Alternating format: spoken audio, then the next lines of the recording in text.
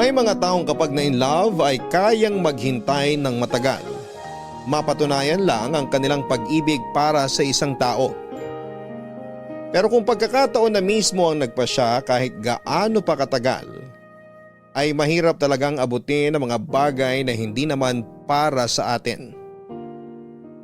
Ikaw hanggang saan ang kaya mong hintayin para sa taong iyong minamahal? Ang pag-ibig ay hindi minamadali. Sabi nga sa banal na kasulatan, love is patient. Minsan kailangan nating maghintay para sa taong minamahal natin. Ganito ang nangyari sa letter sender nating si Israel. Siya ay nagmahal pero kinailangan niyang maghintay para sa puso ng dalagang kanyang iniibig. Saan kaya hahantong ang love story ng letter sender natin ngayong araw? Ito ang dapat ninyong tutukan dito lamang sa mga kwento ng pag-ibig, buhay at pag-asa sa nangungunang Barangay Love Stories. Dear Papa Dudut, isang mapagpalang araw sa inyo, Papa Dudut, naway magkaroon kayo ng isang masaya at makabuluhang tanghali. Pati na rin sa mga nakikinig sa inyong programang Barangay Love Stories. Ako si Israel, 65 years old. Simulat sa pool ay masugid yun akong taga-subaybay. Lalo na sa aking bilyaran kung saan ang mga araw-araw ninyong kwento ang palaging naririnig tuwing pananghalian. Nagpadala ko ng sulat sa inyo para naman ibahagi ang love story ko. Gusto ko kasing mapakinggan din ng mga tao ang kakaiba kong kwento ng pag-ibig. Taong 1982 nang makilala ko ang itinuturing kong pinakamagandang babae sa balat ng lupa, si Lorena. 19 lamang ako noon nung una ko siyang masilayan. Isa siyang kolehiyala na nag-aaral para maging nurse. Ako naman ay isang hamak na boy lang sa isang karinderya sa harap ng kanilang eskwelahan. College dropout ako, Papa Dudut. Wala akong magulang na nagpapaaral sa akin at tanging ang lola ko lamang ang nagpalaki at nag-alaga sa akin. Bata pa lamang ay nagtatrabaho na ako para pag-aralin ang sarili ko.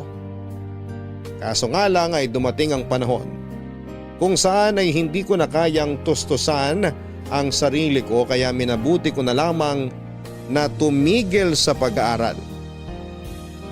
Papa Dudut, tandang-tanda ko pa ang araw ng pagkikita namin ni Lorena. Maulan noon dahil may paparating na bagyo. Sa kalagitnaan ng pagliligpit ko sa karinderya kung saan ako nagtatrabaho ay biglang dumating si Lorena, basang-basa sa ulan.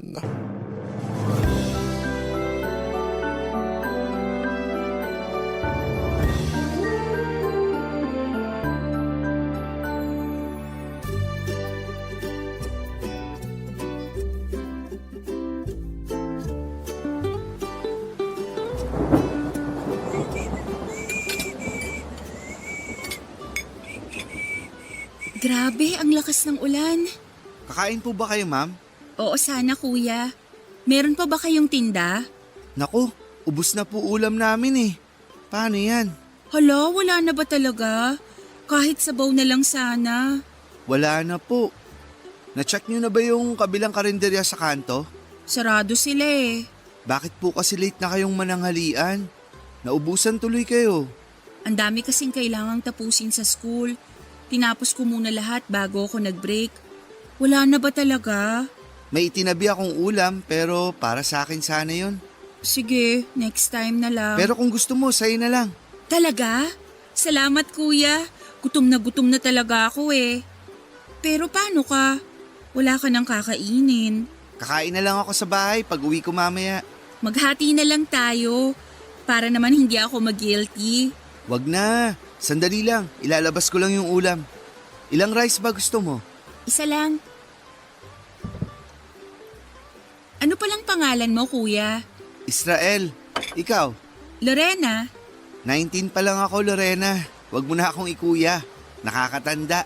Pareho lang pala tayo ng edad. Talaga ba? Oh, ito sabaw, para di ka lamigin. Salamat. Mukhang busy talaga kayo sa school ah. Oo eh. Sunod-sunod na yung pinapagawa sa amin. Patapos na kasi yung semester. Base sa suot mo, nursing kinukuha mo? Oo, first year. Ang dami talagang kumukuha ng nursing ngayon, no? Madami talaga kasi yun ang hanap nila abroad. Totoo ba? So plano mo ring mga ibang bansa kaya ka nag-nursing? Hindi naman. Gusto ko lang talagang maging nurse. Pero kung may opportunity naman sa ibang bansa, bakit hindi, di ba? Oo nga naman. O sige, maiwan na kita para makakain ka na ng maayos. Salamat ulit. Pasensya ka na ha, naagawan pa kita ng ulam. Wala yun. Bunso sa 5 magkakapatid si Lorena. Sundalo ang tatay niya samantalang nurse naman ang kanyang ina. Kumpara sa buhay ko ay mas maayos at may kaya ang pamilya nila. Papadudot magandang dalaga si Lorena. Maihehelera ko siya sa mga tipo nila Dina Vonaby na isa sa mga pinakasikat na artista noong kapanahunan namin. Artistahin kasi ang datingan niya. May pagkatisay, mahabang buhok at malaanghel ang kanyang mukha. Simula ng araw na nagkakilala kaming dalawa ay araw-araw ko nang inaabangan si Lorena sa labas ng eskwelahan nila. Mabuti na lamang at paminsan-minsan ay kumakain sila sa karinderya namin kasama ang mga kaibigan niya. Hindi naglaon ay naging suki na namin sila. Sa araw-araw na pagkikita namin ay nakabuo kami ng pagkakaibigan ni Lorena. Hindi siya maarte sa katawan, papadudot. Mabait siya at palakaibigan. Bagay nga sa kanyang maging nurse dahil marunong siyang makibagay at makisama. Mahaba ang pasensya niya at mahinahon kung magsalita. Dahil sa mga katangiang yon ni Lorena kung kaya na in love ako sa kanya. Simulat sa pool ay alam naman nito na may gusto ako sa kanya. Hindi ko ito itinago, papadudot. Dahil alam kong maraming kalalakihan ang nagkakagusto kay Lorena noon. Baka maunahan pa ako kaya hindi ko na noon pinatagal pa at agad ko siyang niligawan. Kaso nga lang hindi ko alam na kailangan ko pa palang dumaan sa sundalo niyang ama bago ko makuha ang mga kamay niya.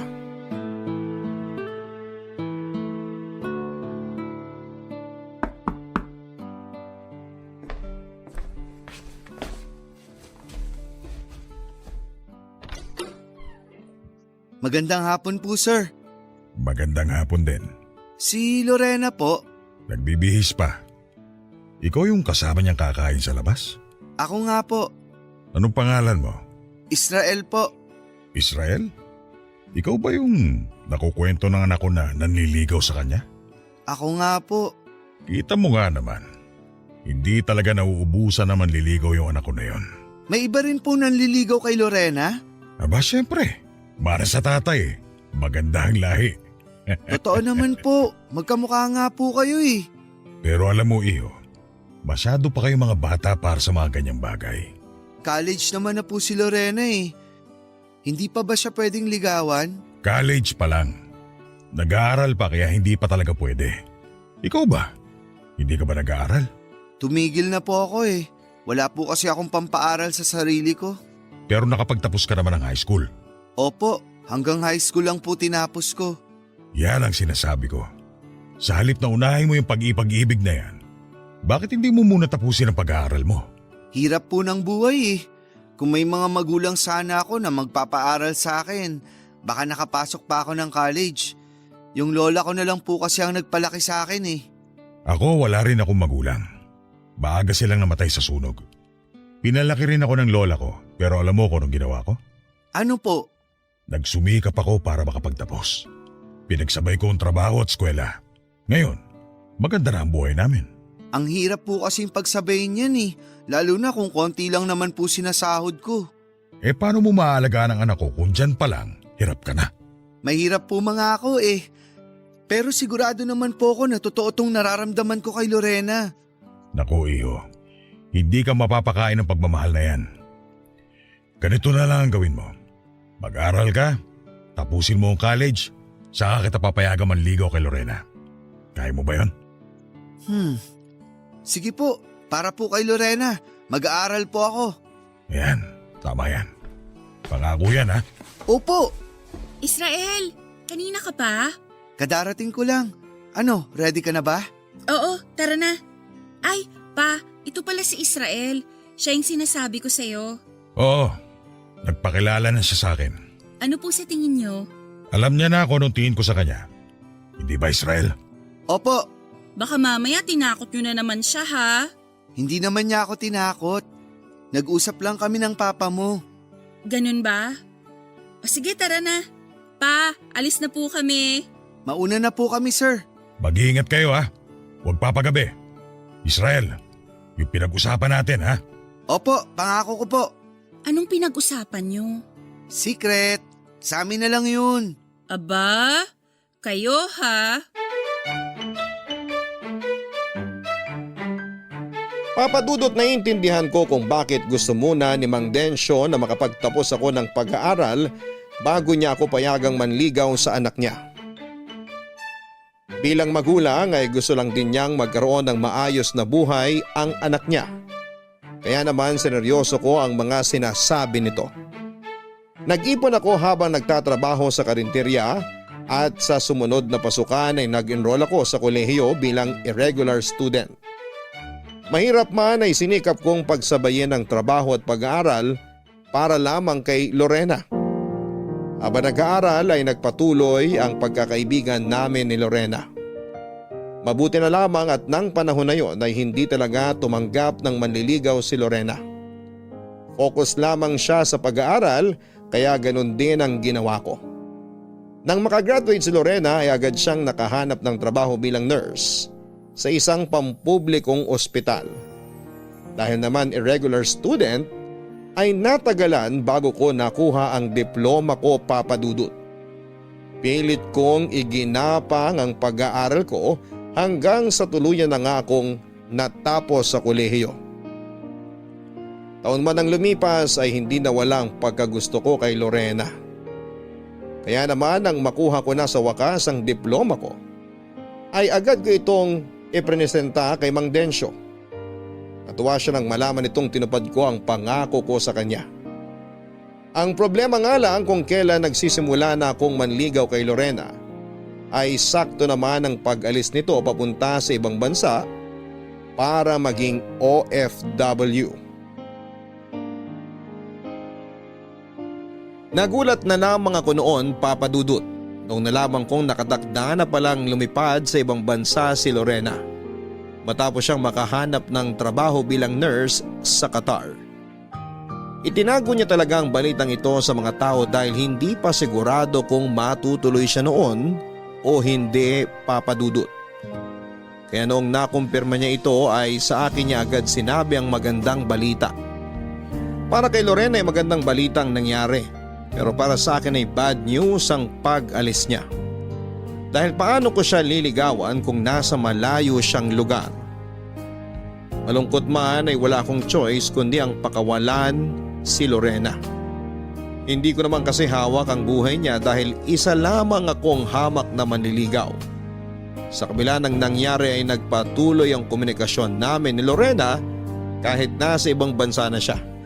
Sa pamamagitan ng snail mail ay buwan-buwan kaming nagpapadala ng sulat sa isa't isa para makapag-update sa mga buhay namin. Noong mga panahong yon ay nakahanap ako ng trabaho bilang mekaniko. Habang naghihintay kay Lorena ay unti-unti kong inayos ang buhay ko. Ipinangako ko kay Lorena na hihintayin ko ang pagbabalik niya at kapag nangyari yon ay maganda na dapat ang buhay ko sa Pinas. Ngunit sa pagtagal ng panahon, dumalang ang mga pinapadalang sulat ni Lorena hanggang sa dumating ang araw na wala na akong natanggap na update mula sa kanya. Ang masaklap nito ay wala na rin akong kontak kina Mang Densyo matapos silang lumipat ng tirahan. Sa pagkaputol ng komunikasyon namin ni Lorena ay nagpatuloy ako sa buhay. Umaasa na balang araw ay makakarinig din ako ng balita mula kay Lorena. Kaso nga lang ay mahabang panahon na ang lumipas, ay wala na akong narinig mula sa kanya. Doon na po dumating sa buhay ko si Rose. Tao po? May tao po ba? Ano po yun, ma'am? Kuya, nag-aayos ba kayo ng bisikleta? Naku, ma'am, hindi po eh. Ay, magpapaayos sana ako eh. Bakit po? Ano po bang sira niyan? Parang maluwag yung kadena. Lagi kasing natatanggal tuwing ginagamit ko. Madali lang solusyon yan. I-adjust mo lang yung kadena. Maayos mo ba? Gagamitin ko kasi tumamaya eh. O sige, subukan kong ayusin. Salamat kuya, hulog ka ng langit. Kanina pa ako naghahanap ng shop na pwedeng tumingin nito eh. Tagasan ba kayo? Dun pa sa kabilang barangay. Sasakyan lang kasi inaayos namin rito pero madali lang naman tong problema mo. Matagal bang ayusin yan? Mabilis lang, saglit lang to. Bakit, may lakad ka ba? Wala naman. Antayin mo na lang. Israel? Pangalan mo ba yung nakakabit sa damit mo? Ha? Oo, Israel ang pangalan ko. Kakaiba pangalan mo ah. Saan ang galing? Hindi ko alam eh, hindi ko na tinanong. Bakit, pangit ba? Hindi naman, unique nga eh. Israel. Pangalan ng bansa yun, di ba? Oo, ikaw ba, anong pangalan mo? Rose. O di ba, hindi na bago? Oo nga, pero mabango naman pakinggan. Ewan ko ba sa nanay ko? Sa dami ng pwedeng ipangalan sa akin, sa bulaklak pa ako pinangalan. Baka naman may rason siya kung bakit Rose pinangalan sa'yo. Nagtitinda kasi kami ng bulaklak. Yun na yung business ng pamilya ko. Kaya naman pala. May boyfriend ka na ba? Boyfriend? Wala akong boyfriend. Hindi ako bakla. Ay, girlfriend pala. Sorry, nalito lang. Ang gwapo mo kasi eh. Bakit wala ka pang girlfriend? May hinihintay akong babae eh. Ay, may nililigawan ka na. Sayang naman. Bakit naman sayang? Wala lang. Ako na lang ligawan mo. Single ako. Si ma'am talaga. Palabiro din pala kayo, no? Hindi, seryoso ako. Biro lang. Namula ka naman kagad, kuya eh. Ikaw talaga, ma'am. O ito, maayos na yung kadena. Hindi na yan matatanggal. Salamat. Magkano po? Wag na. Sigurado ka? Opo, inaayos ko lang naman yung kadena eh. Salamat, kuya ah. Basta kapag nangailangan ka ng girlfriend, hanapin mo lang ako sa kabilang barangay. Rose ang pangalan. Sige, bye-bye! Si Rose ang panganay sa 3 magkakapatid. Tendera siya ng mga bulaklak na noong mga panahong yon ay nahilig sa paggamit ng bisikleta. Hindi naman talaga ako nag-aayos ng bike, Papa Dudut.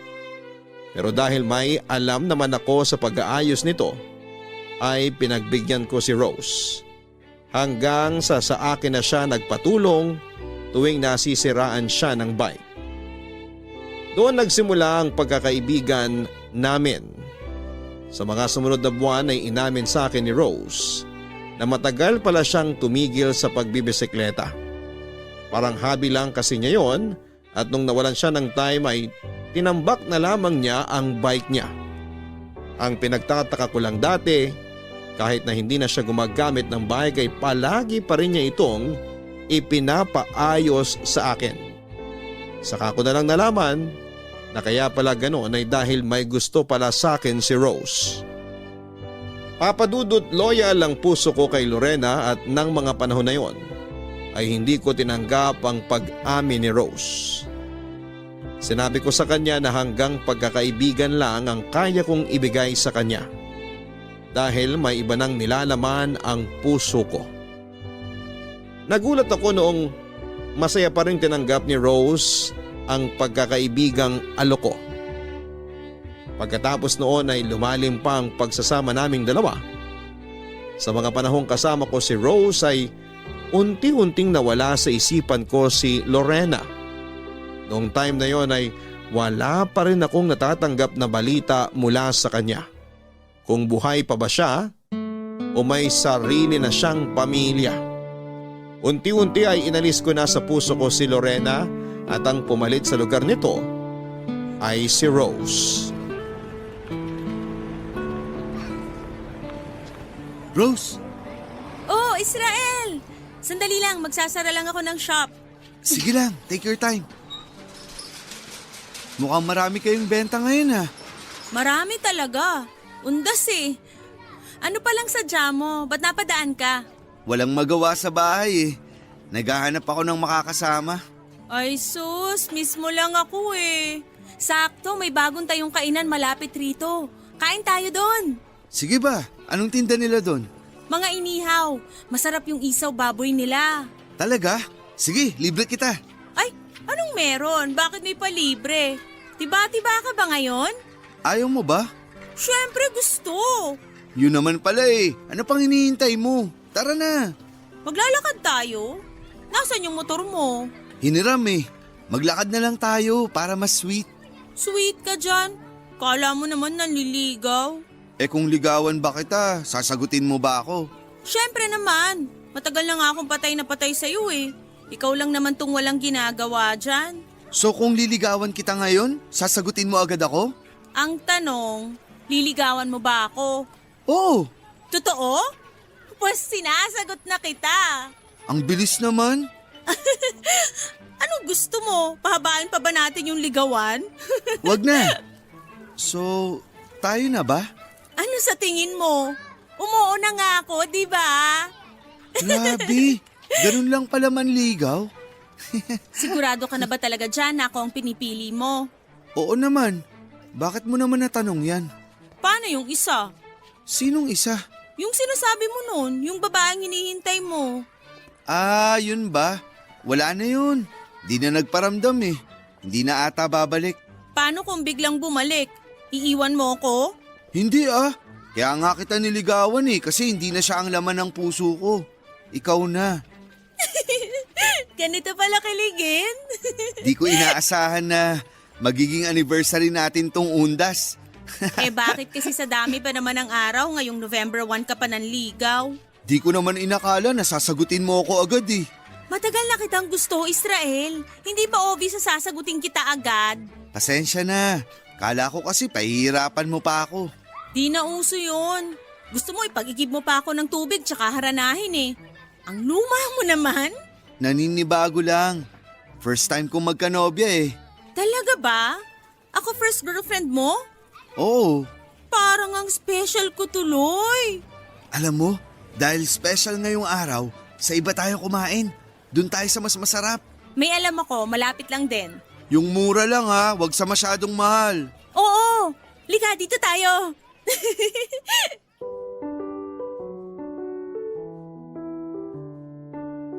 Maganda naman ang naging relasyon namin ni Rose, Papa Dudut. Hindi man siya ang unang minahal ko ay siya ang pinakaunang girlfriend ko. Hindi ko nga inaasahan na mahuhulog din pala ang loob ko sa kanya pagkatapos ng mahabang panahong pagsasama namin. Siguro'y tunay ngang natuturuan ang puso nating umibig, Papa Dudut.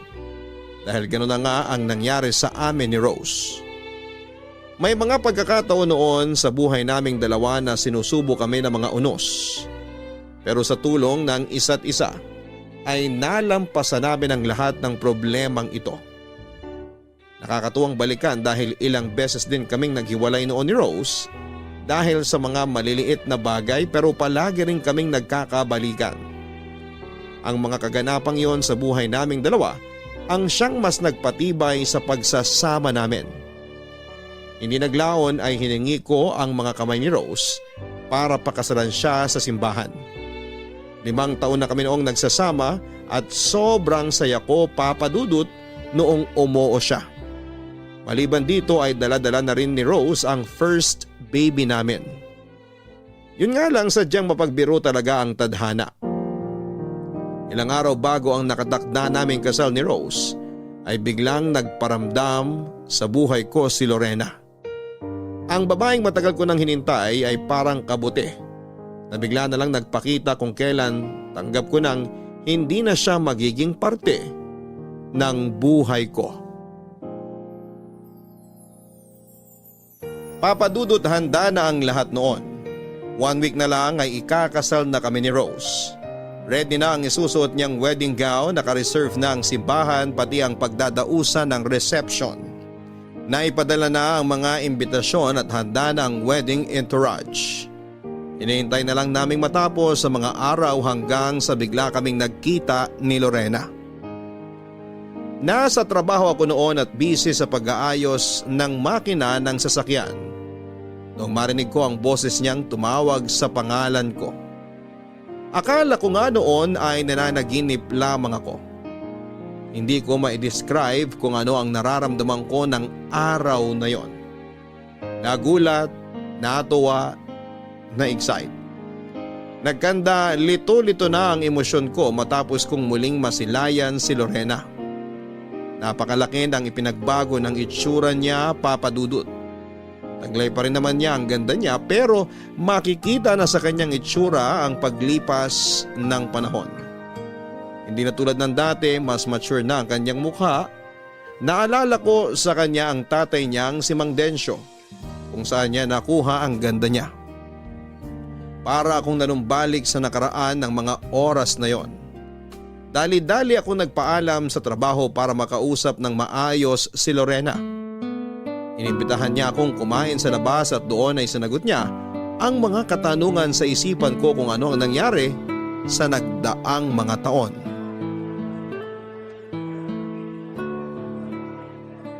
Kumusta ka na? Eto, matanda na. Ikaw ang kamusta na? Di ka na ba nagtatrabaho sa abroad? Hindi na, balik Pinas na ulit ako. Kailan pa? Matagal na. Last year pa ako bumalik. Mabuti naman naalala mo pa ako. Bakit naman kita makakalimutan? Malaking naging parte mo sa buhay ko eh. Totoo ba? Kung ganun, bakit ka nawala? Bigla ka na lang tumigil sa pagpapadala ng sulat sa akin. Yun ba? Madaming nangyari sa Qatar eh. Lumipat ako ng tirahan kasi nasunog yung dorm na tinitirahan ko. Sa sobrang stress ko noon, hindi na kita na-update sa bagong address ko. Pero alam mo naman yung address ko, di ba? Pwede ka namang sumulat ulit. Na-busy na lang din siguro ko. Tsaka gusto kitang sulatan ulit noon. Pero hindi na ako sigurado kung anong nangyari sa'yo. Kung nakapag-asawa ka na ba? Kung nakapagpamilya ka na? Wala pa akong pamilya. Talaga? Pero ikakasal na ako. Ganun ba? Congrats! Pakilala mo naman sa akin yung mapapangasawa mo. Kung gusto mo siyang makilala, pwede kang dumalo sa kasal namin. Next week na yon. Next week na? Sige. Susubukan ko. Ikaw, may pamilya ka na ba? Ako? Wala pa. Pero may boyfriend ka na siguro, no? Wala rin. Wala? Bakit? Huwag mong sabihing hanggang ngayon di ka pa rin pinapayagan ni Mang Densyo na tumanggap ng manliligaw. Hindi Bakit? Ano nangyari? Akala ko kasi may naghihintay pa sa akin. Yun pala wala na. Hindi ko rin naman kasi alam kung may mahihintay pa ako eh. Bigla ka na lang nawala, Lorena. Sorry, hindi ko alam kung paano kita i-approach eh. Parang nahiya na lang din kasi akong magpakita ulit sa'yo. Siyempre, mahabang panahon din na hindi ako nagparamdam eh. Pero bakit ngayon lang? Bakit ngayon ka lang nagpakita? Ngayon lang ako nagkaroon ng tapang eh. Kaso, huli na pala ang lahat. Siguro, may rason kung bakit ganun ang nangyari sa ating dalawa. Baka hindi talaga tayo para sa isa't isa. Siguro nga. Baka ganun nga. Hindi ako ang para sa'yo. Ano palang pangalan ng fiancé mo? Rose, flower shop owner siya. Nakakatuwa naman. Bumagay sa trabaho niya yung pangalan niya. Kaya nga mabait si Rose, makulit nga lang. Masaya ako na may nahanap ka ng babae na mamahalin mo. Congratulations ulit, Israel. Salamat. Sana ikaw rin. Makilala mo na rin ang lalaking para sa'yo. Sana nga. O paano yan? Mauna na ako. Parang naaabala pa kita sa trabaho mo. Pasensya ka na ha. Wala yun. Patapos na rin naman ako sa trabaho kanina. Salamat nakipagkita ka ulit sa akin. Salamat din, Lorena.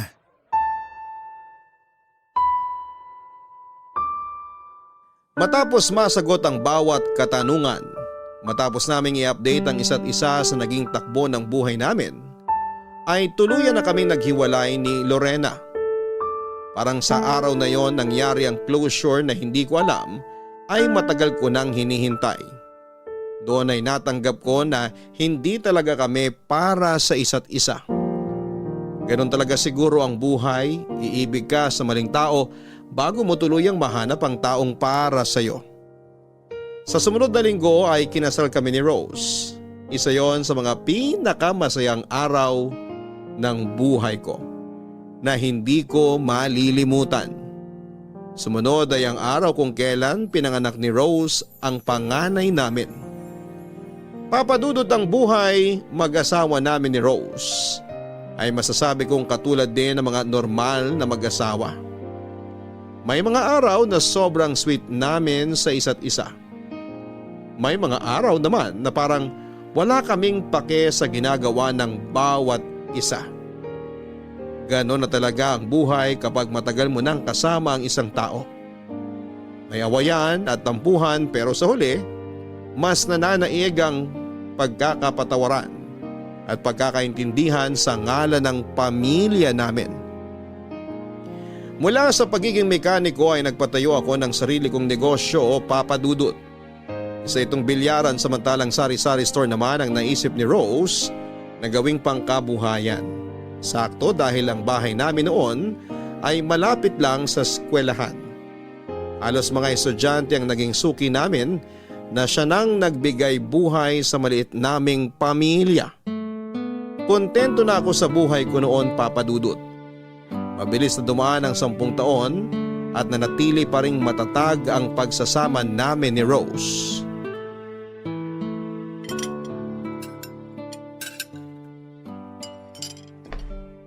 Wow! Ang bango ah! Tama ba yung naaamoy ko? Adobo? Adobo nga. Gutom ka na ba? Halika, kumain na tayo. Yung mga bata, Yung isa tulog, yung dalawa nasa labas. hindi na ba natin sila hihintayin? Wag na, mauna na tayong kumain. Matatanda na yung mga yun. Kakain na lang sila kapag ginutom sila. Nagtabi naman ako ng ulam dyan eh. Hirap talaga kapag nagbibinat at nagdadalaga na ang mga anak, no? Palagi na lang silang nasa labas. Hindi na tayo sabay-sabay kumain. Ikaw naman, parang hindi ka dumaan sa pagkabata. Ikaw din naman nung binata ka, lakwatsero ka rin naman eh. Hindi ah. Ay sus! Nakakamiss din pala maging bata, no? Yung mga panahong malakas pa mga buto natin, hindi pa nirarayuma. Masaya din naman tayo ngayon ah. Oo naman, syempre. Pero minsan, napapaisip lang din ako kung ano yung mga bagay na hindi ko nagawa nung kabataan ko. Bakit? Marami ka bang pinagsisisihan na hindi mo nagawa? Marami. Hindi ako nakapasyal. Hindi ako nakabili ng mga bagay na uso noon. Yung mga pagkakataon na hindi ko nagawa at nasayang dahil hirap sa buhay. Pwede mo pa rin namang gawin yan ngayon eh. Kung sa bagay, Sa relasyon natin, wala ka bang pinagsisisihan? wala. Masaya ako sa relasyon nating dalawa ngayon. Ano namang pagsisisihan ko? Meron ba dapat? Baka lang naman meron. Rose, masaya ako na ikaw ang napangasawa ko. Pero ni minsan ba, hindi mo natanong yung sarili mo kung ano kayang nangyari kung hindi tayo nagkakilala nung araw na nagkita tayo? Paano kung si Lorena ang nakatuluyan mo? Si Lorena? Bakit naman biglang napasok si Lorena sa usapan natin? Alam ko naman na si Lorena ang nilalaman ng puso mo nung nagkakilala tayo. Alam ko yun, ramdam ko. Pero hindi ako galit. Kailanman hindi ako nagalit at hindi ako magagalit kahit nasabihin mo pang mas mahal mo si Lorena. Bakit hindi ka magagalit? May karapatan kang magalit kasi ikaw ang asawa ko. Kasi tanggap ko ang katotohanan na may mas nauna sa akin. At okay lang yun. Ang mahalaga naman kung kanino ka napunta at sa akin yun. Hindi ko alam kung bakit si Lorena ang tumatakbo sa isip mo ngayon. Pero gusto ko lang malaman mo, Rose, na ikaw ang babaeng minamahal ko. Wala nang iba. Hindi si Lorena. Ikaw. Ikaw ang pinili ko. Ikaw lang. Huwag na nga nating pag-usapan yung mga hindi natin nagawa noon kasi wala naman ang magbabago eh. Ang pag-usapan na lang natin yung ngayon. O sige, pasensya ka na kung ano-anong naiisip ko kasi. Tanggalin mo na sa isip mo yung mga bagay na yan. Past is past. Hayaan na lang natin sa nakaraan yung mga bagay na yan. Tama ka nga. Kumain na lang tayo. Alam mo kung anong masarap isabay dito sa adobo mo? Ano? Juice. Sandali lang. Ipagtitimpla kita ng juice. Tiwala sa isa't isa at pagpapakumbaba ang sekreto kung bakit tumagal ang relasyon namin ni Rose. Sobra-sobra ang pagmamahal niya sa akin noon. Kaya naman sinuklian ko ito ng pagiging ulirang ama at asawa. Kailanman ay hindi ko tinangkang mambabae o lokohin ang asawa ko. Hindi rin ako pumasok sa anumang bisyo dahil alam kong isa ito sa mga rason kung bakit nagkakasiraan ang isang pamilya. Sa pamamagitan nito ay nananatili kaming tahimik at healthy ang pamilya namin, Papa Dudut. Hindi striktong may bahay si Rose. Paminsan-minsan tuwing nagkakayaan kami na mga kaibigan ko lumabas ay pinapayagan niya akong maglakwatsa. Ganon din naman ako sa kanya. Sinubukan naming pagbigyan ang kanya-kanya naming buhay para hindi kami magsawa sa isa't isa. Kumbaga'y nagkaroon din kami ng me time para sa mga sarili namin. Papa Dudut, 3 ang naging anak namin ni Rose. Sa tulong ng bilyaran ko at ng sari-sari store niya ay napag-aral at napagtapos namin ang mga anak namin. Wala na talaga akong ibang mahihiling pa noon. Pero sa buhay ay hindi ka magiging bida sa sarili mong kwento kung wala kang pagsubok na pagdadaanan. Dumating ang pagsubok na yon sa buhay namin noong bigla na lamang na-diagnose si Rose na may breast cancer.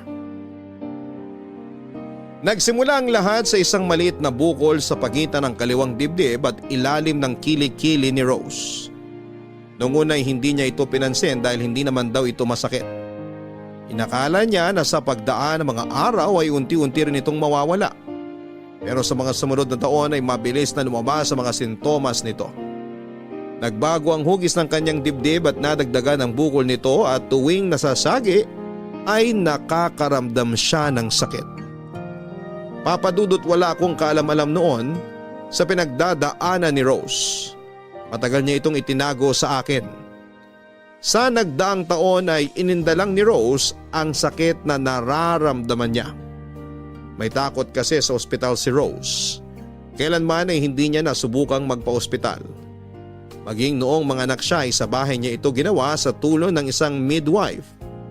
Pero noong hindi na talaga niya makayanan ang sakit na nararamdaman niya ay nagpadala na siya sa espesyalista. Doon na namin nalamang may cancer si Rose, Papa Dudut. At malala na ang lagay nito. Sa mga sumunod na buwan ay mabilis na tumamlay ang kalusugan ni Rose. Ganon din kabilis na naubos ang ipon naming mag-asawa para sa pagpapagamot niya. Unti-unti siyang nangayayat hanggang sa lahat ng mga treatment sa kanya ay hindi na gumagana. Dumating ang araw na hindi na kayang lumaban noon ni Rose. Gusto na niyang sumuko.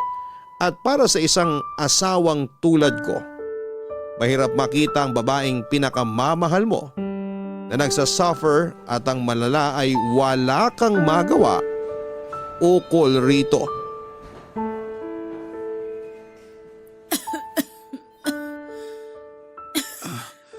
Rose, okay ka lang ba? Okay lang ako. May kailangan ka? Gusto mo ng tubig? Hindi, salamat. Matulog ka na uli. Ikaw, bakit gising ka pa? Hindi ka pa ba matutulog? Hindi ako madalaw-dalaw ng antok. Tsaka ilang minuto na lang papunta na rito yung nurse na nagra-rounds para i-check ang BP ko. Aantayin ko na lang muna yon bago ko magpahinga. Kung may kailangan ka, sabihin mo lang sa akin ha. Wala naman akong kailangan. Pero may gusto ako. Anong gusto mo? Gusto mo bang kumain? Sabihin mo lang, ibibili kita ng pagkain. Gusto ko nang sumuko, Israel. Rose naman. Pagod na ako eh. Pagod na yung katawan ko. Pagod na yung isip ko. Pagod na lahat. Kung pwede lang sanang i-fast forward tong sakit ko para matuluyan na ako, gagawin ko eh.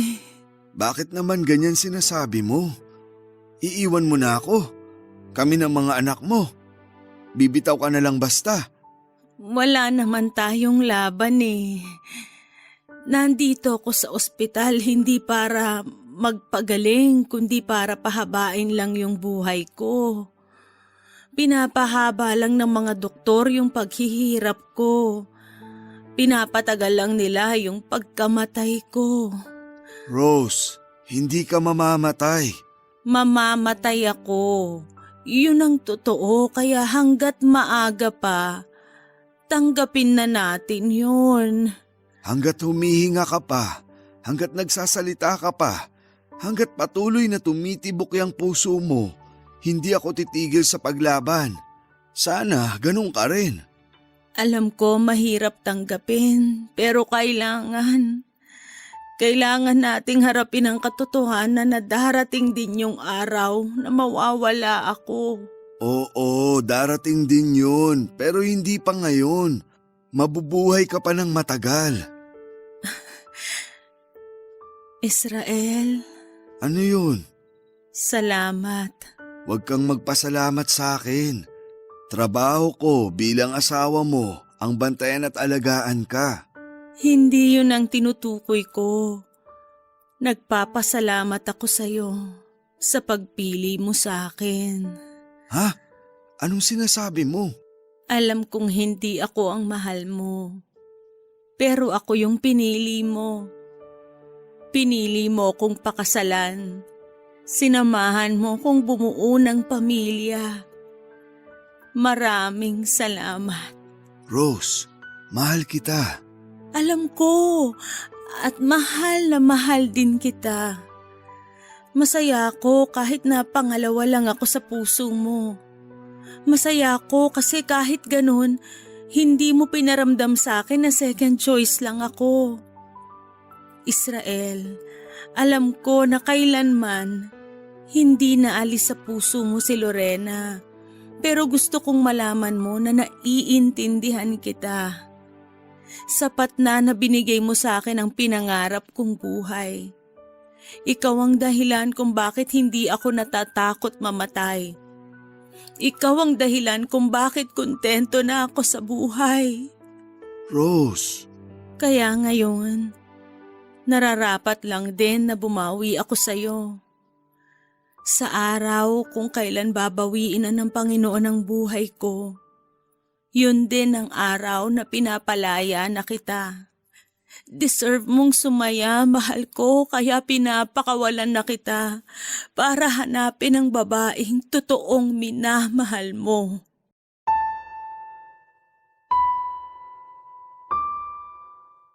Tatlong buwan makalipas ang pag-uusap namin yon ay tuluyan ang bumigay si Rose. Labis ang sakit na nararamdaman ko, Papa Dudut, noong mawala sa akin ang asawa ko. Naawa ko sa mga anak ko na bigla na lamang nawala ng pagkakataong makasama ang ina nila ng mas mahaba pang panahon. Napakarami kong pagsisisi noon. Kung sana ay maaga naming nalaman ang sakit niya ay baka naagapan pa namin ito. Kaso'y wala nang magagawa kung magsisisihan pa kami. Pilit akong nagpakatatag. Mahirap mawalan ng kabiyak sa buhay pero ganun talaga ang katotohanan. Minsan ay may mga taong mas nauuna sa atin. Sa mga sumunod na taon ay mas pinili ko na lamang ang mapag-isa. Ang atensyon at lakas ko ay ibinuhos ko sa pagpapaganda sa bilyaran ko. Ang sari-sari store na iniwan naman ni Rose ay sinalo ng isa sa mga anak namin. Unti-unti kong binawi ang perang nagastos namin sa pagpapagamot kay Rose. Gusto kong mag-ipon dahil hindi natin hawak ang buhay natin at kapag ako naman ang nagkasakit ay ayokong ipasa ang problemang ito sa mga anak ko. Kaya pinagplanuhan ko na ang lahat. Nawala na noon ang taong nagbibigay saya sa buhay ko. Kaya binibilang ko na lamang din noon ang mga araw bago kami muling magkita ng asawa ko. Matanda na rin naman ako, Papa Dudut, at malalaki na ang mga anak ko at may sari-sarili na silang pamilya. Kung kailan para bang nawawala na ako ng gana ay saka naman nag-iba ang direksyon ng buhay ko. Ito ay dahil makalipas ang mahigit 2 dekada ay muli kaming nagkita ni Lorena.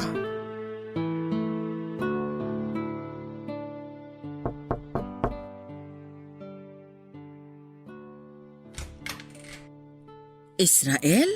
Mabuti naman, hanap na rin kita sa wakas. Anong ginagawa mo rito? Binibisita ka. Pero, paano mo nahanap tong bahay ko? Libre lang naman magtanong eh. Aaminin ko, natagalan at nahirapan akong hanapin ka. Pero may pagka-detective din naman ako minsan, kaya natuntun din kita. Nakakagulat ka naman. Bigla-bigla ka nalang nagpapakita. Na-surprise ka ba? Oo naman. Sa haba ng panahon simula nung huli tayong nagkita, hindi ko inaasahang magkikita ulit tayo. Ako nga rin eh. Pero heto tayo ngayon. Pinagtagpo ulit ng tadhana. O halika, pumasok ka. Kumusta ka na? Hindi mo ba kasama ang asawa mo? Matagal nang wala si Rose. Ay hala, anong nangyari? Breast cancer.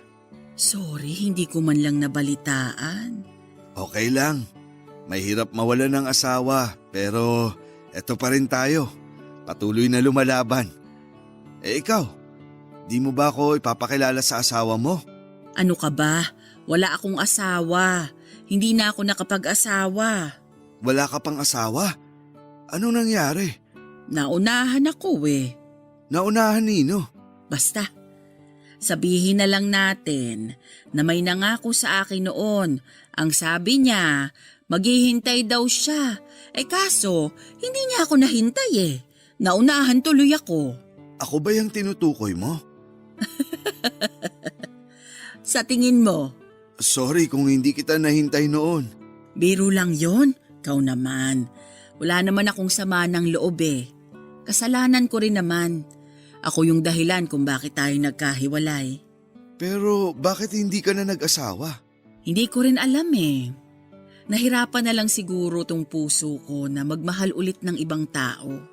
Ang ibig mong sabihin, mag-isa ka ngayon sa buhay? Wala kang kasama? Ganun na nga.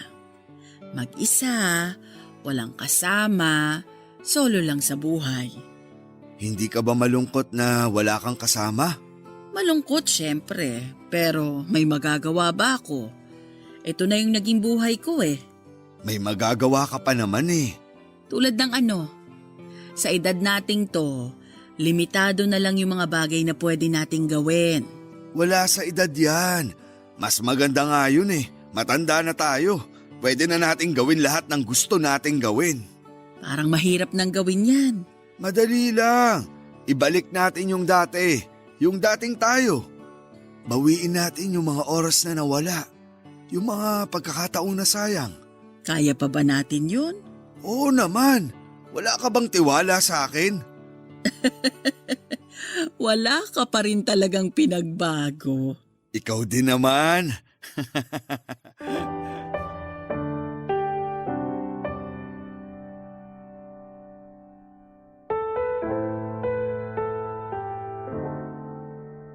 Sa muling pagbabalik ni Lorena ay biglang nagkaroon ng kulay ang madilim na buhay ko, Papa Dudut.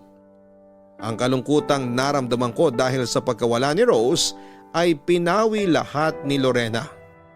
Ibinalik namin ang pagkakaibigan naming dalawa kahit magkalayo kami ay dinadayo pa namin ang isa't isa para lamang magkasama kaming dalawa. Masaya ako, Papa Dudut, na nabigyan ulit ako ng pagkakataong makasama si Lorena. Sa edad kasi namin ay mahirap nang bumagay sa makabagong henerasyon. Hindi na kami makarelate sa kung ano ang bago. Kaya naman masarap sa pakiramdam na may kaidaran ako kung saan ay pareho kami ng interes at pagkakaintindi sa buhay. Hindi naglaon ay naisipan kong ituloy ang matagal ko nang inaasam kay Lorena. Niligawan ko siya, Papa Dudut. Hindi man kami nagkatuluyan o mga bata pa kami sa pagkakataong ito, oras na siguro para ituloy ang naudlot naming kwento. Sinagot ako ni Lorena at netong taon lang ay kinasal kaming dalawa. Pagkatapos nito ay lumipat na ng bahay si Lorena at tumira sa akin.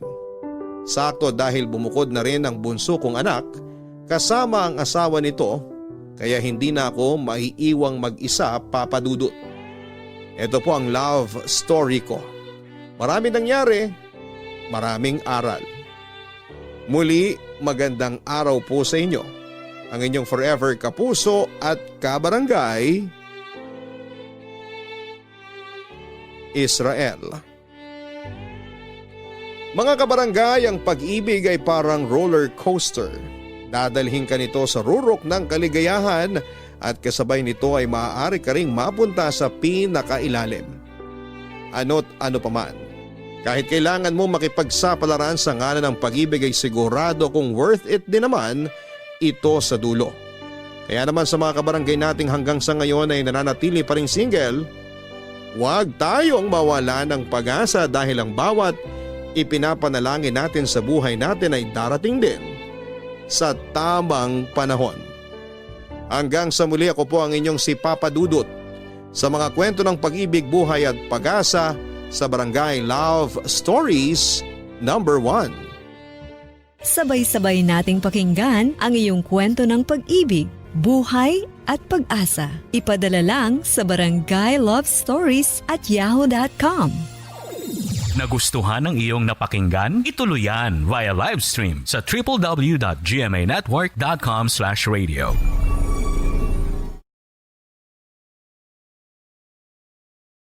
Ang mga kwento ng pag-ibig, kwento ng buhay at kwento ng pag-asa dito sa Barangay Love Stories.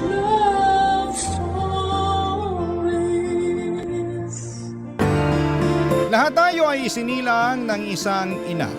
Ngunit hindi lahat ay pinalad na magkaroon ng mabuting ina o lumaki sa piling ng isang ina. Kaya tinahanap natin ang kalinga nila. At kung hindi man natin ito matagpuan ay ipinapangako natin sa ating sarili na kapag tayo'y naging ina, ibubuhos natin ang lahat ng pagmamahal sa ating anak. Ikaw, kabarangay, naranasan mo na bang mag-mothering? Kahit sa isang anak, anakan lang.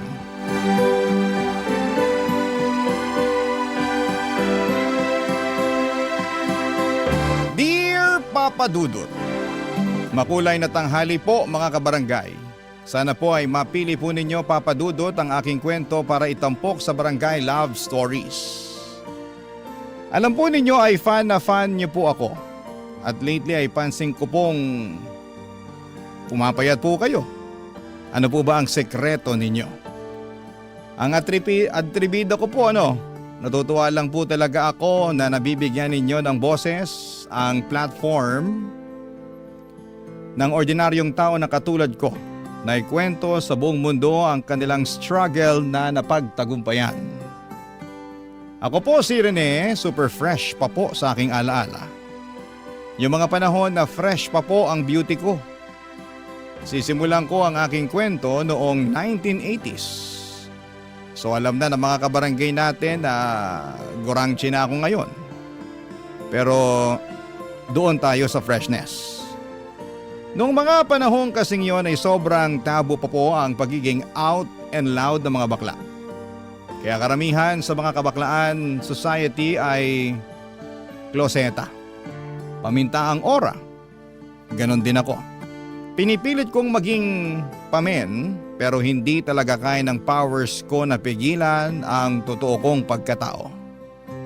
Para kung bulkang gustong sumabog at ipagsigawan sa lahat na maganda ako at gawa ako ng Diyos. Mahal niya ako kasi binigyan niya ako ng talino at face card.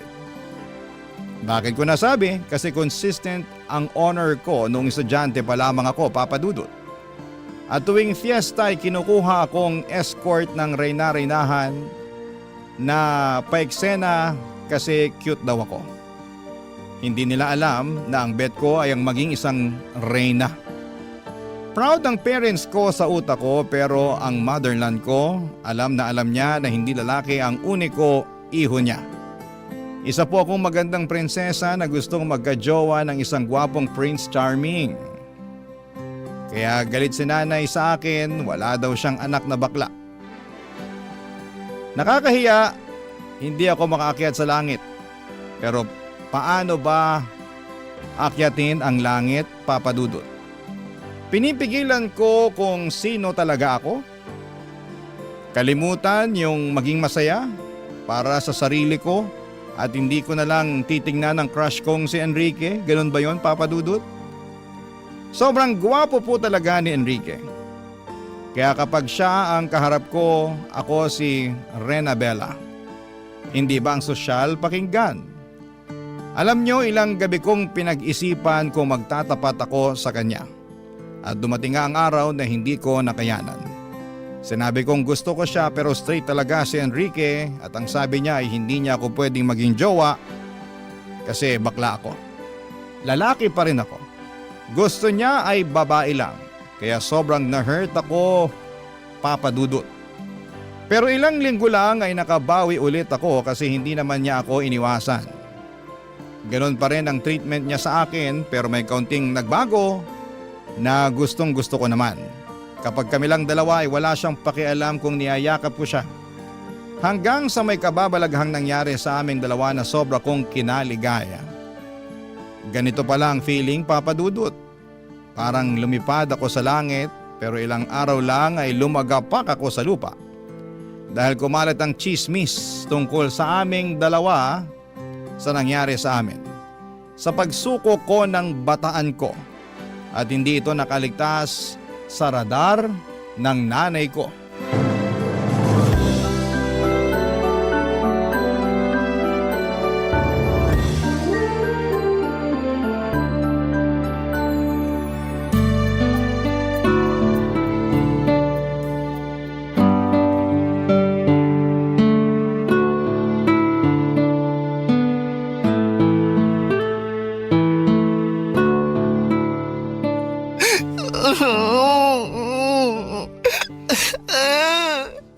Nay, tama na po. Hindi mo lang inisip ang kahihiyan namin. Nay, ang sakit-sakit na po. Ang dami ko na sugat. Di pa sapat yan. Kailangan magtanda ka. Nay naman, maawa naman kayo sa anak ninyo. Ngayon gusto mo kaawakan ka. Matapos mo ipahiya ang pamilya natin. Ay nako, hindi ka ba nag-iisip? Di ba honor student ka? Bakit hindi mo ginamit yung utak mo? Puso po kasi ang ginamit ko, Nay. Ay nako, tigilan mo nga ako, Rene. Lalaki ka. Lalaki ang pinanganak ko. Lalaki ang panganay ko, hindi bakla. Hindi niyo po ba talaga ako matanggap, Nay? Anong magagawa ko? Bakla po talaga ako. Tigilan mo na. Di ka bakla. Alam mo kung malalaman to ng tatay mo? Naku, hindi lang bugbog ang aabutin mo. Mas malala pa rito. Ganito po talaga ako, Nay. Magpakalalaki ka. Ang kabakla ng dahilan kaya pinagchichismisan tayo ng mga tao eh. Walang maidudulot na mabuti sa'yo yan. Ay, siguro kailangan kitang dalhin kay Mang Egoy. Ha? Yung matandang ginagamit ang laway niya sa panggagamot? Kadiri, Nay! Wala akong sakit! Ay naku, sinasapian ka nga ng masamang espiritu. Over naman, Nay! Ay, tigilan mo ko rin eh. Kung ayaw mong malagyan ng laway ni Mang Egoy, di tumino ka. Tumino? Ano, self-healing? Ganon? Basta, ayoko na may bakla sa pamamahay na to. Kung hindi, palalayasin kita. Ay, sobra naman kayo, Nay! Layas talaga! Hindi ba kayo naaawa sa akin? Dahil lang sa pagiging bakla ko! O, ikaw, nangangatwirang ka pa, ha? Nay, nakakarami ka na, ha? Rene, kapag may marinig pa ako at makikita kitang ginagawa mong gown-gown yung mga kumot natin, naku, malilintikan ka talaga sa akin. Naiintindihan mo ba ako? Tinatanong kita rin eh. Naiintindihan mo ba ako? Maybe. Iniinis mo ba ako, Rene? Opo. Gets ko na po. Tama na, Nay. Kota ka na sa hampas. Tama na po. Sige na po. Titino na ako. Hindi na ako magiging bakla. Char.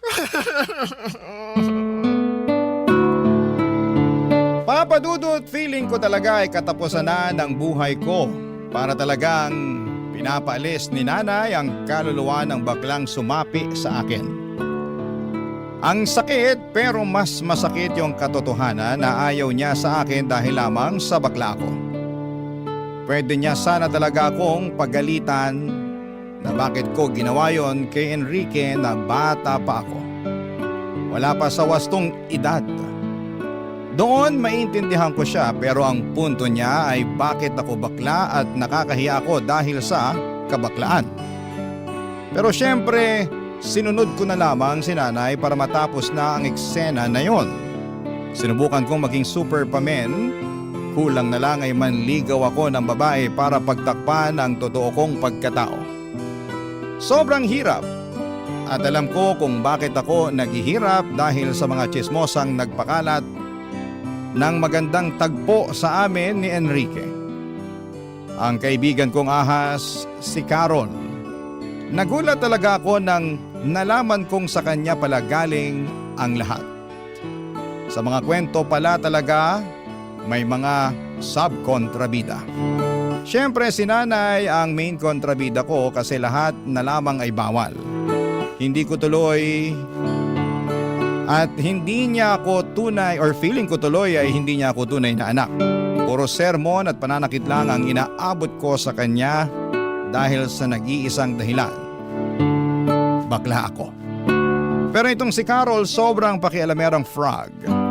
Akala ko ay kakampi ko siya at akala ko ay mapagkakatiwalaan ko siya pero sinaksak niya ako ng patalikod. Para siyang mangkukulam na ayaw maging masaya ang isang prinsesang katulad ko, Papa Dudut.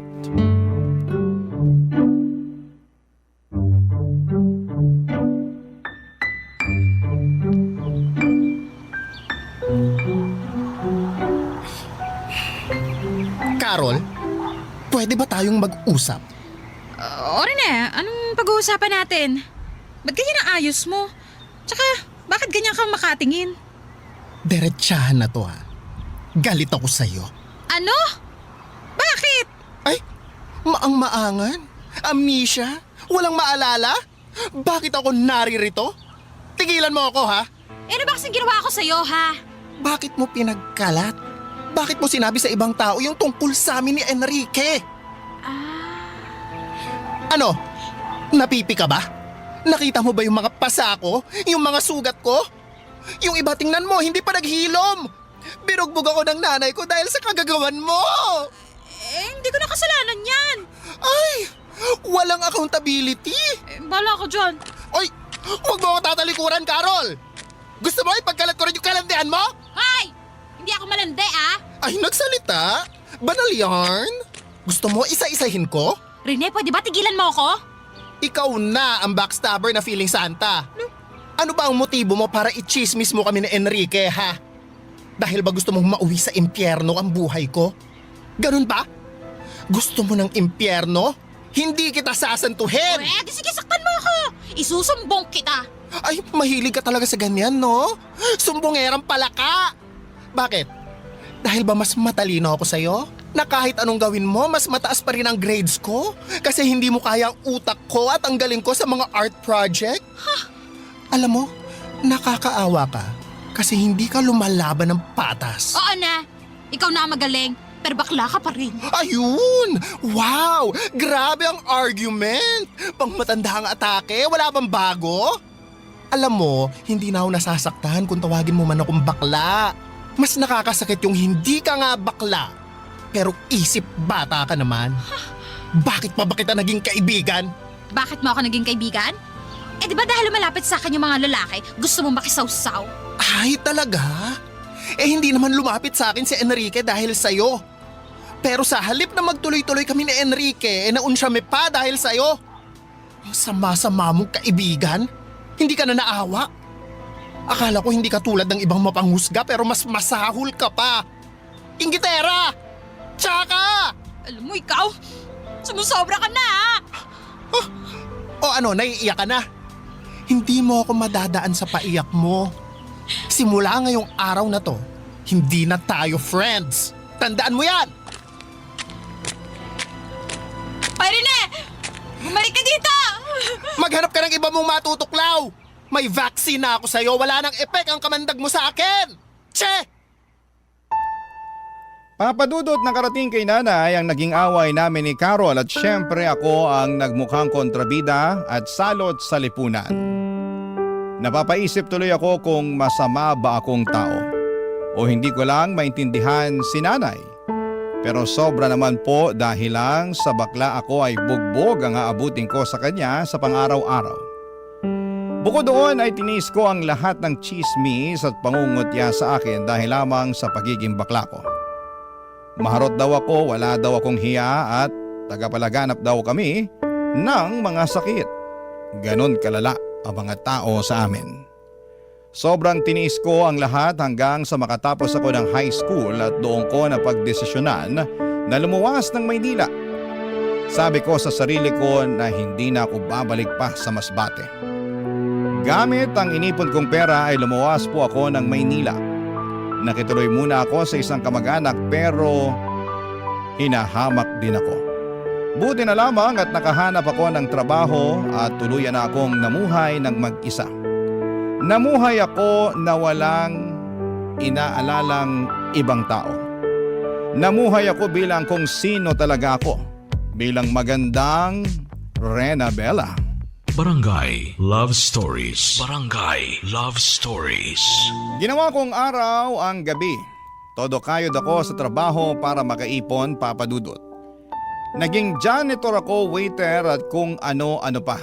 Hanggang sa dumating ang araw na kaya ko nang pagsabayin ang trabaho at pag-aaral. Kumuha ako ng kursong accountancy. Bilang mukha akong pera ay bet kong maging propesyon ang tagabilang ng pera. Basang nasa isipan ko lang talaga noon ay gusto kong yumaman at ayaw kong hamakin ako ng mga tao. Gusto kong ipakita sa kanila na baklaman ako pero hindi niyo ako pwedeng tapakan. Kasi narating ko ang mga pangarap ko sa buhay. Sa awa ng Diyos, natapos ko ang accountancy kaya nakapagtrabaho ako bilang isang bookkeeper. Kahit professional na ako ay hindi pa rin nawawala ang mga bully dahil lamang sa kabaklaan ko. Pero wala nang titindi pa sa mga ginawa ng nanay ko noon sa akin. Kaya naman naging matatag na ako, papadudot.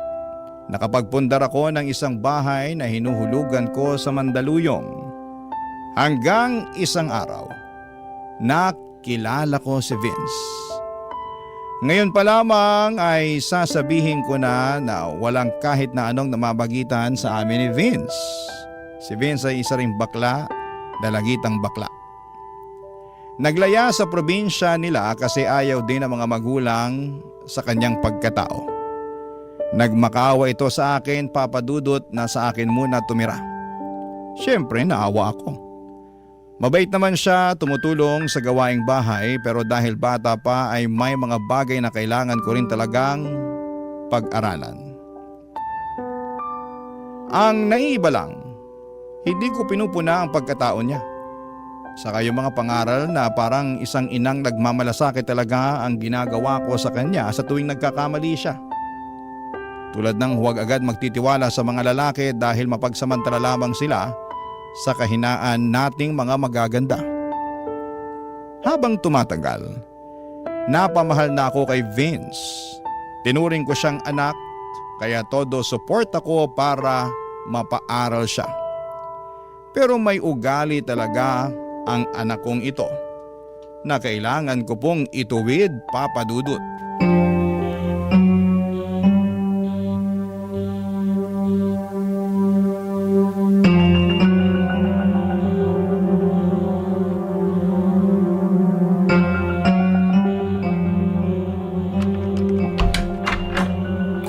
ginagawa mo? Nangungupit ka? Mother, Vince, bakit mo to ginagawa? Sagutin mo ko. Hindi pa ba sapat ang ginagawa ko sa'yo para ganituhin mo ako? Pinagnanakawan mo ako ng pera? sorry Mother. Ilang beses mo na tong ginawa, ha? Kaya pala nawawalan ako ng pera dahil ninanakawan mo ako? Tayong dalawa lang dito sa bahay. Pinapaniwala ko lang ang sarili ko na baka mali lang ako. Pero ngayon, nakita kita sa akto. Mother, sorry. Palalayasin mo na ba ako? Hoy Vince, huwag mo akong idaan sa paawa. Hindi ko sinabing palalayasin kita. Pero bakit ka nangungupit? Hihiya po kasi ako sa inyo eh. Gusto ko po sanang manood ng concert. Vince naman. Sorry po talaga, Mother. Sana sinabi mo na lang sa akin. Nahihiya po kasi ako eh. Hindi naman po basic needs yun eh. Pinaaral mo na nga po ako eh. Pinapakain. Tinuturi na parang anak mo. Kaya parang kalabisan po kung hihingi pa po ako sa inyo. Ang pagnanakaw. Hindi ba mas kalabisan yon? Mother, sorry po talaga. Mabuti na lang at nalaman ko ng maaga. Paano kung masanay ka na? Magiging normal na lang sa'yo ang magnakaw. Gawin mo ang madaling paraan para makuha ang gusto mo. Kung tinuturing mo akong totoong mother, hindi ka gagawa ng kalabisan na katulad nito. Mali po ako. Mali po talaga yung ginawa ko. Huwag na huwag mong ugaliing maging sinungaling at magnanakaw, Vince, ha? Oo, bakla tayo. Pero hindi tayo sinungaling at magnanakaw. Hindi ako nahihiya sa pagiging bakla ko. Ang dapat mahiya yung nagnakaw at nuknukan ng sinungaling. Mother, pasensya na po. Sorry po talaga. Aalis na lang po ako. Aber, kung aalis ka, saan ka naman pupunta? Maghahanap po siguro ng trabaho. Hindi ko po alam. Hindi. Huwag kang umalis. Po? Ipangako mo sa akin at sa sarili mo na hindi mo na uulitin pa to. Masama ang manloko ng kapwa. Masama ang maging buhaya. Ayaw kong magpalaki ng buhaya. Ang gusto ko, matinong tao. Naiintindihan mo ba? Mother, ang bait-bait niyo pa rin po sa akin kahit ganun na po yung ginawa ko sa inyo. Paprangkahin na kita, ha? Red flag talaga ang ginawa mo pero napamahal ka na sa akin eh. At gusto kong intindihin ka at gabayan para maging mabuting tao ka. Ha? Yes, Mother. Magiging mabuting tao po ako. Huwag lang sa salita, ha? Gawin mo, Vince. Gawin mo. Yes, Mother Renabella. Ay! Go, Vina! Hindi pwedeng buwakelya ang baklush na pretty.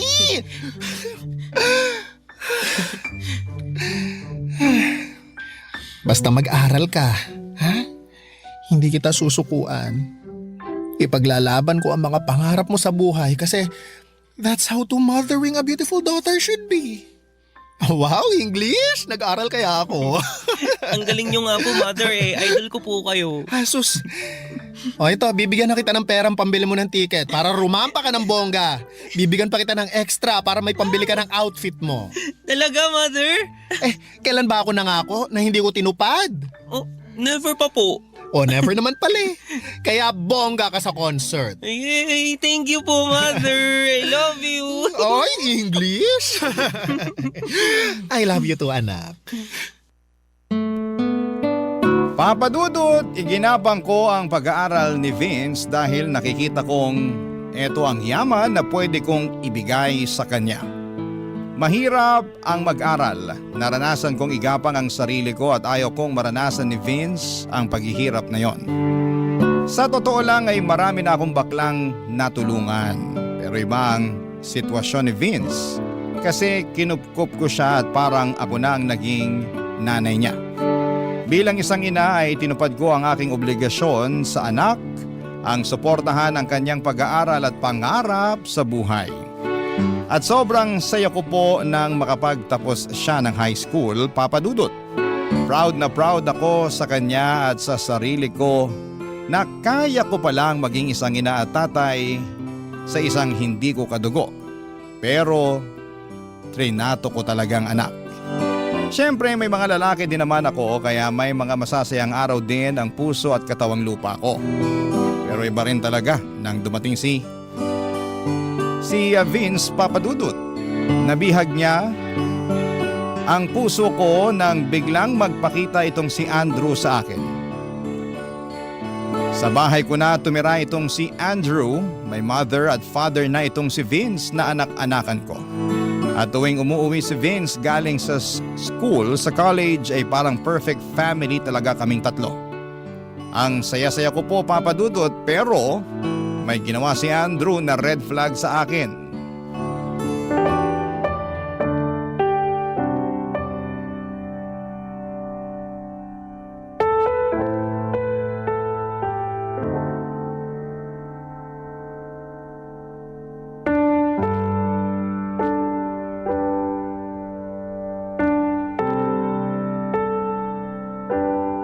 Andrew, Han, bakit ka nangupit? Bakit mo ginalaw yung ipon ko? Han, kasi Ang ayaw ko, yung sinungaling na nga, magnanakaw pa. teka lang. Ano kasi Han eh? Han, kasi Sige, magsinungaling ka pa. makinig ka. Kailangan ko lang kasi. Nasa ospital ang nanay ko sa Cebu. Yun. Ano? Oo.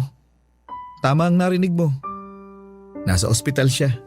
Bakit hindi mo sinabi sa akin? Bakit kailangan mo pang nakawin ang pera ko? 2 beses ka pang nangupit. Sorry na. Aaminin ko, nagkamali ako. Pero ano yung una last week? Anong dahilan mo kung bakit mo kinuha yung pera ko nun? Yun na nga. Humihingi ang nanay ko. Unang nagkasakit ang tatay. Tapos siya. Yun. Ganun. Ay, umayos ka Andrew ha. Akala ko nga si Vince ang kumuha ng pera. Kung hindi ko lang nakita sa bag mo bago ka pa umalis ng bahay, malamang si Vince pa rin ang pagdududahan ko. Kawawa naman yung anak ko. Pinagdudahan ko pa siya. Pero yun nga, imposible din ganun kalaki ang kinuha niya kasi para saan niya gagamitin. Han. Sorry na talaga. Nagkamali ako. Han, sa susunod magsabi ka. Hindi naman ako naging madamot sa'yo. Binibigyan nga kita ng panggastos mo habang wala ka pang trabaho, di ba? Nahihiya na ako sa'yo. Huwag ka nang mahiya. Ngayon pa ba na asawa na kita? Nakita ko ng lahat sa'yo. Masama ang ginawa ko eh. Alam kong napipilitan ka lang dahil sa sitwasyon. Tama. Kaya ang lakas mo sa akin, Han eh. Kasi, naintindihan mo ako. Basta pagsusumikapan ko yung training ko para makapagtrabaho ako. Makapag-abroad. Basta paghusayan mo. Saka, baka kapag nakapag-abroad ka na, kalimutan mo na ako at magkaroon ka na ng ibang babae. Han, hindi ako ganun. Tumatanaw ako ng utang na loob. At saka, mahal kita eh. Totoo. Talaga ba? Oo. Mahal na mahal kita.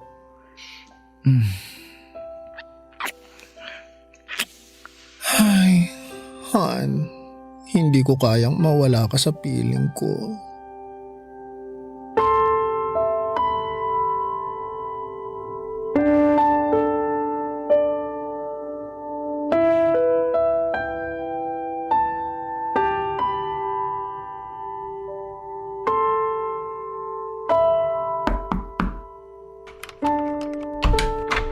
Vina? Mother? Sorry anak. Mother, bakit po? May kasalanan ako sa'yo anak. Kasalanan? Bakit po? Umupo nga po muna tayo dito sa kama, Mother. Ano po bang kasalanan ng sinasabi ninyo? Nagkulang kasi ang pera ko. Kaya naisip ko na baka kumuha ka. Ano po? Kaya nga magsosorry ako kasi ikaw ang naisip ko.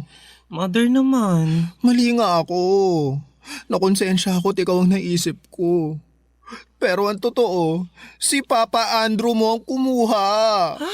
Ano po? Nagnakaw siya sa inyo? Ang lupit naman, inakawan pa kayo? Pero okay na. Nagkaayos na kami. Talaga ba, Mother? Yesterday, Ngiti pa lang niya, wala na. Ang rupok ko. Ay, iba talaga, in fairness. Well, yummy naman si Papa Andrew. Truly, ang muscles, ang face, ang performance, pang opera. Mapapanganga ka talaga ng bongga. Mother, ha? Mukhang nandidiri ka. Baka ikaw, may nililihim ka na sa akin. No, over. Wala po akong nililihim. Ano naman po ang nililihim ko sa inyo? Love life. Mother, wala pa. Gusto kong graduate muna ng college. Hard to get tayo, ganon. Talaga? Yes. Vina, hindi kita pinagbabawalang magka-BF, ha? Kaya ayokong maglihim ka. Mother, kung magkaka-BF man po ako, ikaw agad ang unang makaka-nose. Pero, Ano, ha? Rampa-rampa lang po muna. Hindi po ako pwedeng magka-Andrew tulad mo.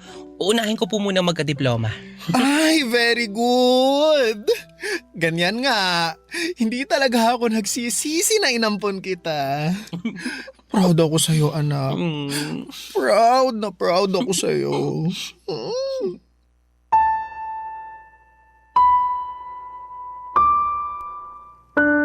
Papa Dudut, sobrang panatag ng loob ko sa aking mag-ama.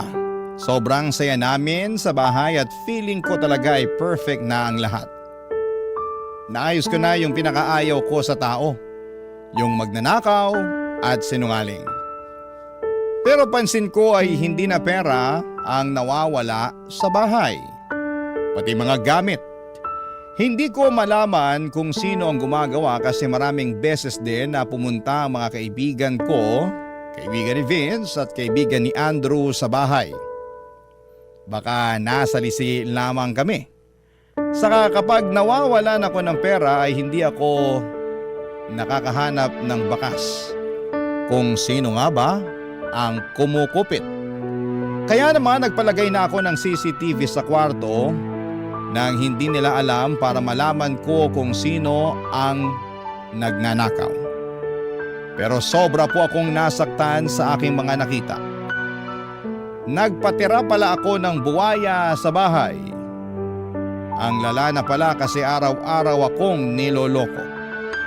Araw-araw akong pinapaniwala na pamilya ang turing sa akin at hindi ako pinagsasamantalahan.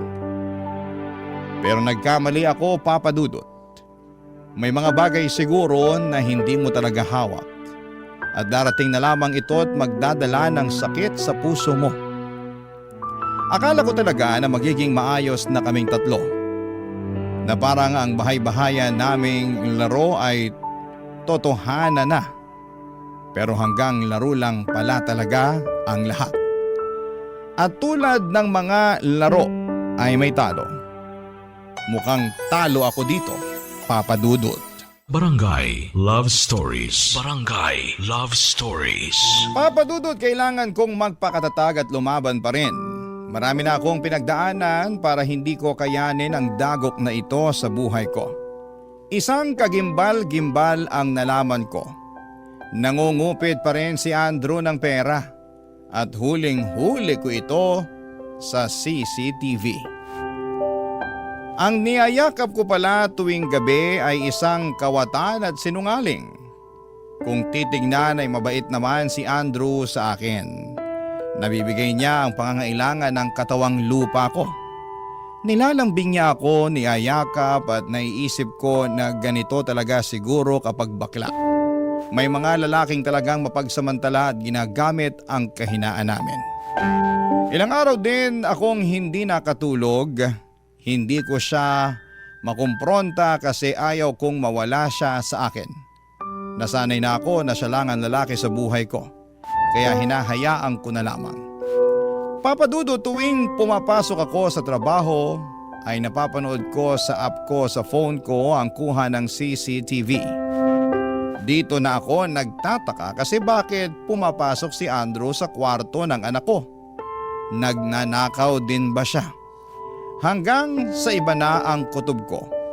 Pinalagyan ko na rin ng CCTV ang kwarto ni Vince. Hindi nila alam na may CCTV na pala ang loob ng bahay. Doon ko nalaman na may relasyon ang dalawa. Kaya nung nakita ko sa akto ang ginagawa nila ay dali-dali akong umuwi ng bahay para mahuli silang dalawa, Papa Dudut.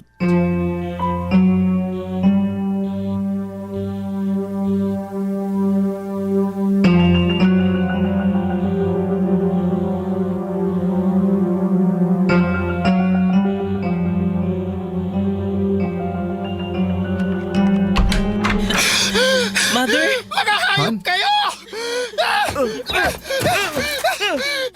Tama na! Andrew! Tama na! Bakit si Vince pa? Bakit? Rene! Han! Huwag mo ako matawag-tawag na Han! At ikaw, Vince! Ang landi mo! Bakit si Andrew pa? Huwag mo akong madaan-daan sa paiyak-iyak mo! Pinakain kita! Binihisan! Ginawang tao! Pero isa ka palang ahas! At ikaw lalaki ka! Ang sama mo! Ang sama-sama mo! Namumuro ka na sa pananakit ha? Karapatan kong saktan ka! Kasi ginawa niyo akong tanga! Rene ha, pigilan mo na to. Titigilan ko na talaga! Dahil palalayasin ko kayong dalawa! Lumayas kayo! Ano? Rene naman. Huwag naman ganun. Anong huwag? Matapos kong malaman ang kahalayan niyo! Sa anak pa natin talaga, Andrew! Rene naman. Pareho naman kayong bakla. Mapagbigay lang. Kasiyahan lang. Anong kasiyahan? Saka ano yung pangungupit mo? Kasiyahan lang din? Anong pangungupit yung pinagsasasabi mo? Wala akong kinupit ha. Ay talaga naman! Ang magnanakaw! Kapatid talaga ng sinungaling! Wag mo akong pagbibintangan. Ikaw pa ngayon ang nagbabanta? May ebidensya ako! Ano? May CCTV ang buong bahay na to! Lahat ng galaw sa loob ng bahay nakikita ko! Ang pagnanakaw mo!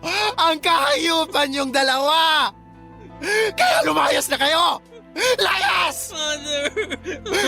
Huwag mo akong matawag-tawag na mother! Wala akong anak na malandi at inaasa sa sarili niyang...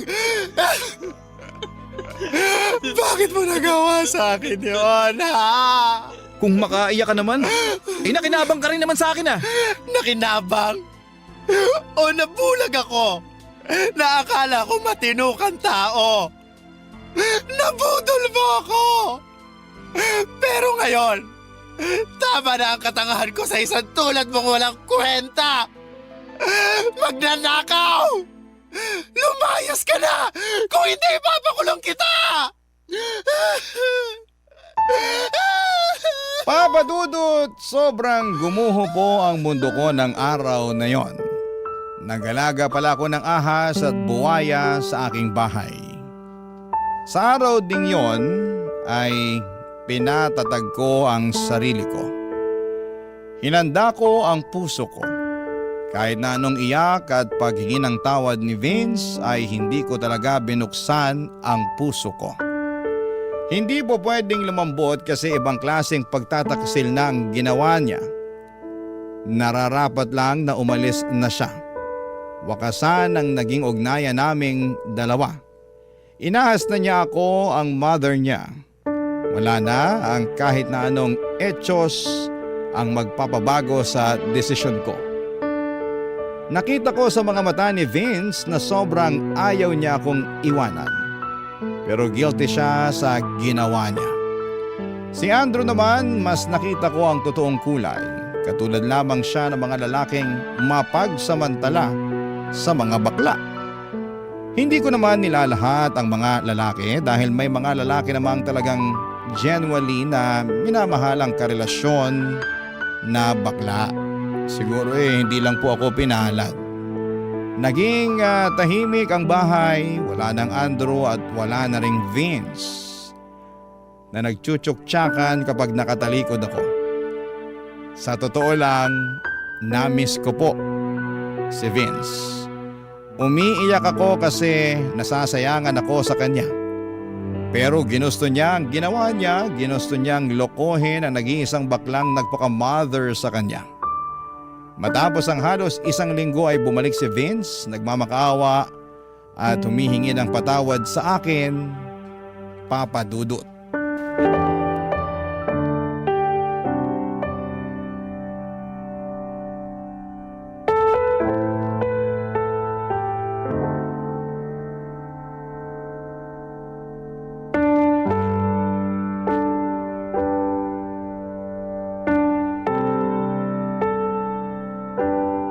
Maupo ka sa sala. Mother, sobrang nagsisisi na talaga ako sa nagawa ko sa'yo. Mother, ayaw kong mawala ka. Ayaw kong mahiwalay sa'yo. Vince, hindi ako nagkulang ng pangaral sa'yo. Hindi kita sinasaktan. Tinrato kitang tao. Hindi ako nagdalawang isip na kupkupin ka.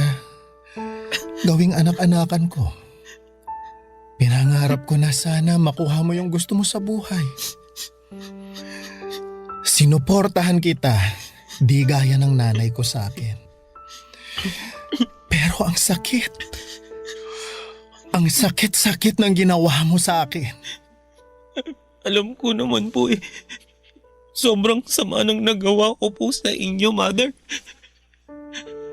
Nagsisisi na po talaga ako.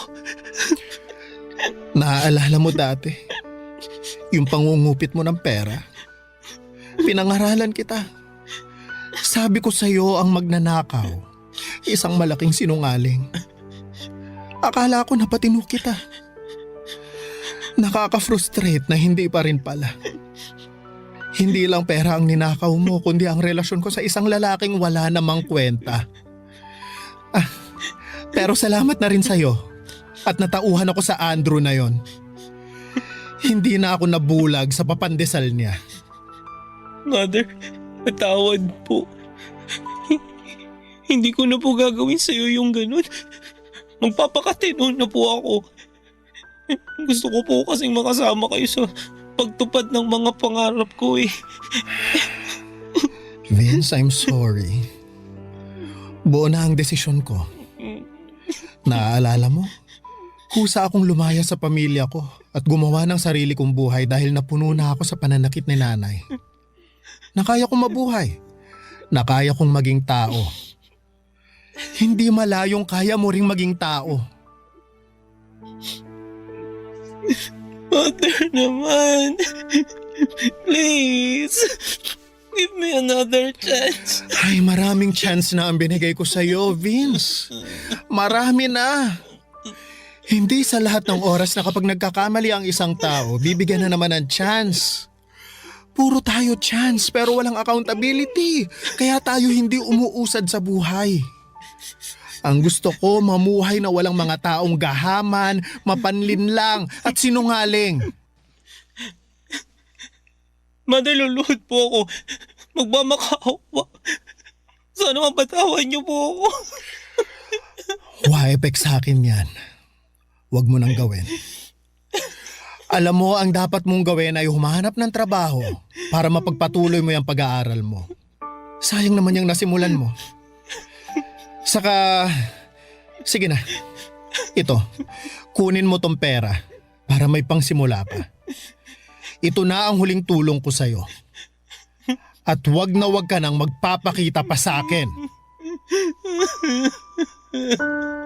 Papa Dudut, sobrang sakit pala na palayain ang isang tao na sobrang minahal mo. Ang sakit sa dibdib.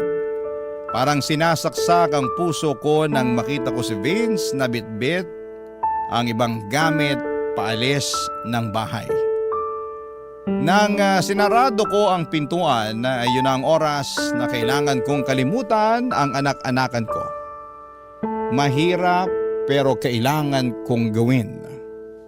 Sa ngayon, Papa Dudut, ay mag-isa na lamang po ako. Wala nang Andrew, wala nang Vince sa buhay ko. Pero natutunan ko na rin na hindi pala sukatan ng pagmamahal ang pagtitiis sa sakit at kasinungalingan. May mga kaibigan naman akong nananatili at doon ko nahanap ang lakas na muli akong bumangon. Para sa akin, Papa Dudut, walang masama sa pagiging bakla. Hinding-hindi ko ikakahiya kung sino po ako. Pero mali ang magnakaw, mali ang manloko at mali ang magsinungaling sa taong nagmahal at nagtiwala sa iyo ng totoo. Doon ako labis na nasaktan, Papa Dudut. Doon ako natuto.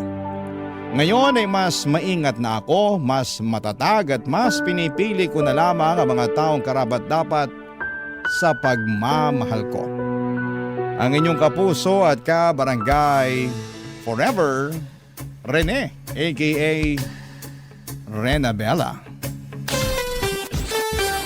Ako, gigil na gigil talaga ako sa nangyayari sa kwento natin. O ikaw, kabarangay, kumukulo rin ba dugo mo? Pwede kang mag-iwan ng comment sa ating comment section.